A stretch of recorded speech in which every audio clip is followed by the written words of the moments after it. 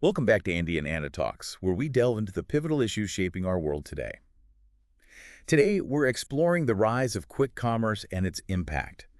So this deep dive, it's all about quick commerce, Q-commerce, as people often call it. Right. We're really looking at its incredible growth, like how it's genuinely shifting the way we live and shop. Yeah. And, what that means for businesses trying to, well, survive and even thrive in this new landscape. And maybe most importantly, what it means for you as a consumer. And fundamentally, quick commerce is really defined by one core thing: speed, extreme speed. Okay. We're talking ultra fast delivery, not just, same day or even within a few hours. Yeah. We mean getting goods, groceries, essentials, things you suddenly realize you want right now delivered straight to your door, often within minutes, like 10, 15, 20 minutes.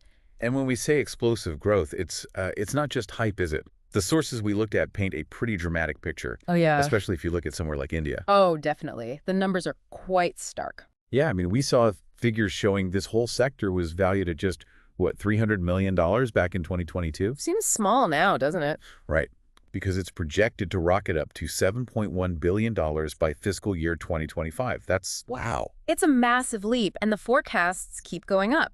Some suggest it could hit $35 billion by 2030. $35 billion. That's an incredible transformation in, less than a decade. It truly is a rapid acceleration. And this trend, well, it's being fueled by some specific players you might even recognize if you've, tried these services. Like Zepto. Exactly. Companies like Zepto, Blinkit, Swiggy's Instamart, they're the ones really building out the infrastructure. The dark stores and things. Yeah, the dark stores, the complex logistics networks, the fleets of riders needed to actually make this near-instant delivery even possible. It feels like it almost perfectly plugs into something about modern life, doesn't it? This level of speed. It does. It taps directly into that desire, that expectation almost for instant gratification that seems so prevalent today. We want it now. Precisely. It caters to that impulse like almost nothing before it. But as always, chasing that kind of speed, well, it creates ripples. Big ones, actually. It comes with consequences. And it brings up some really fascinating questions, I think, about how markets work, how businesses cope, and maybe even what it's doing to our own habits. Let's try and unpack some of this. Okay. So, first off, what actually happens when you inject these minute delivery services into established market structures? The sources seem pretty clear. Yeah, they suggest it puts massive pressure on traditional businesses. Right. Like we saw examples from cities like Guwahati, local traders, neighborhood shopkeepers there. They're seeing a really noticeable drop in customers walking in and in their sales. And they point the finger directly at these quick commerce platforms. Yeah, they blame the aggressive pricing, the discounts, and just the, unbeatable convenience factor. How do you compete with delivery in 15 minutes?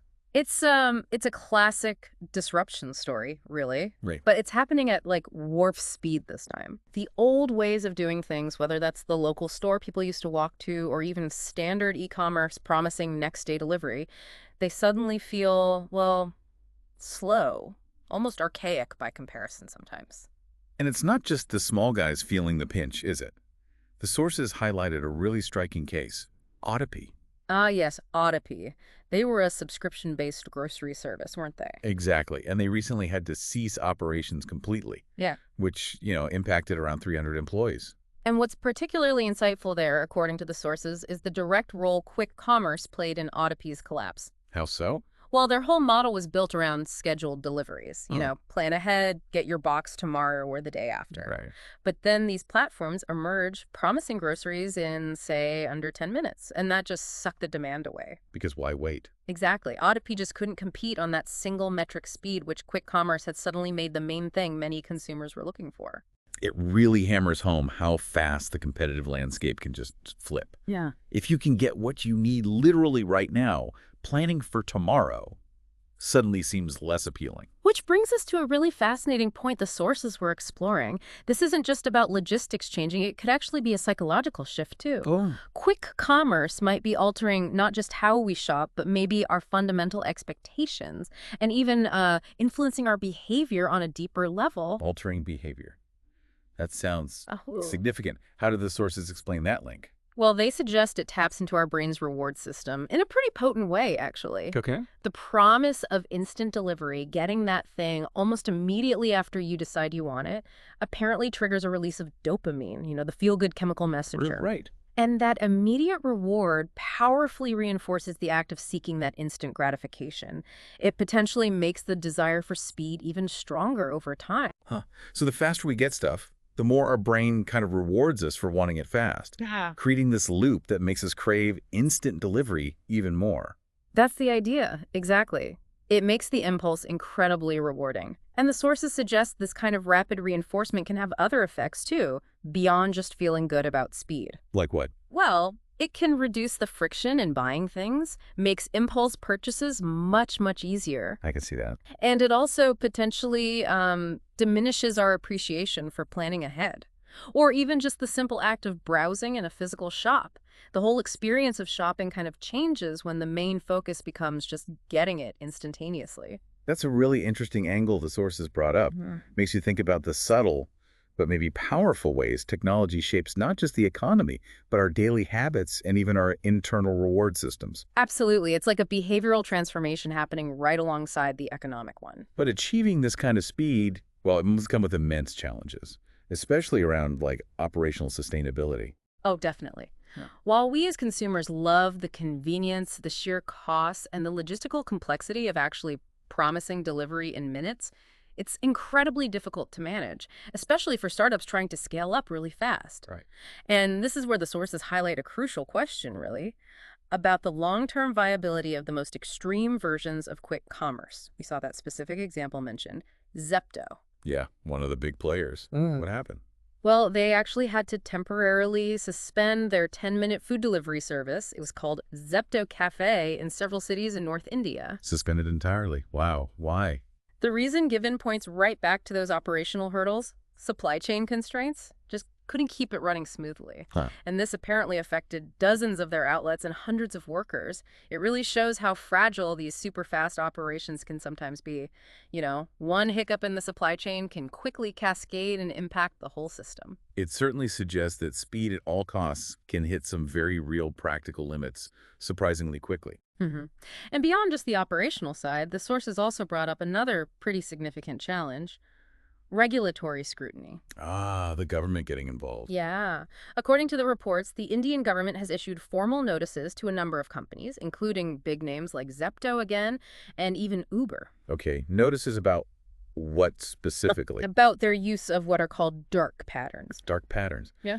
That sounds intentionally, well, murky. What exactly are the sources describing there? That's precisely the concern. Dark patterns are basically user interface design choices, how an app or a website looks and works that are intentionally created to manipulate or sort of steer consumer behavior, often in ways that aren't really in the user's best interest. So tricking people. Well, the sources point to designs that might make it difficult to opt out of things, or that encourage unintended purchases, maybe make canceling a service really complicated.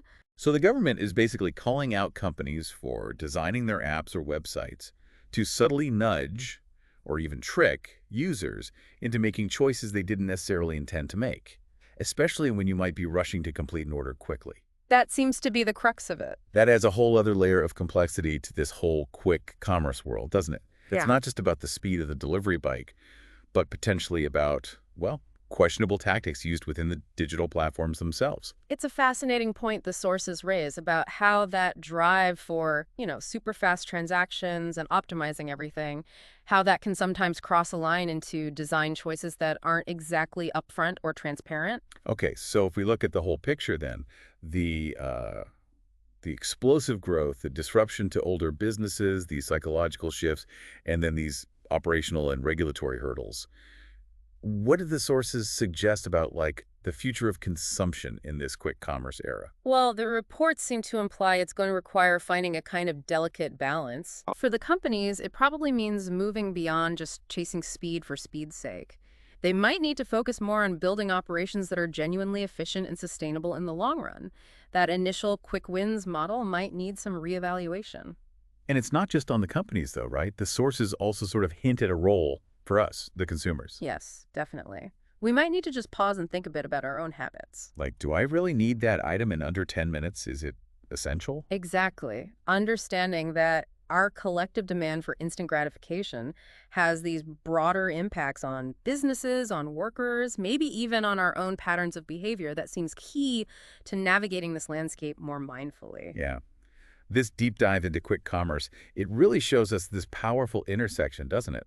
Technology, psychology, commerce, all tangled up and playing out in real time. It really does. And it gives us some valuable insights, I think, not just into how markets are evolving so rapidly, but maybe also into our own behaviors, what drives us in this increasingly instantaneous world we live in. Absolutely. We've touched on that almost unbelievable growth, the pressure it puts on everyone from small local shops, like those traders in Guwahati, to even established services like Otipy. The really interesting psychological effects, tapping into our brain's reward systems. Right, that dopamine loop. Yeah, and then the very real operational limits and regulatory concerns, highlighted by things like the Zepto cafe suspension and those government notices about dark patterns. It's a complex mix. And as we all navigate this lightning fast environment, it's definitely worth considering that balance, isn't it? Between our perhaps craving for ultimate convenience and the actual need for sustainable business models and maybe more deliberate, mindful consumption. Which kind of leads to an important question for you listening to ponder. How does the sheer speed and convenience of quick commerce actually influence your purchasing decisions day to day? And what do you think the ripple effects of that demand really are on the wider world? Yeah, something to think about the next time you feel that impulse to get something right now. Stay curious, stay informed, and we'll see you in the next deep dive.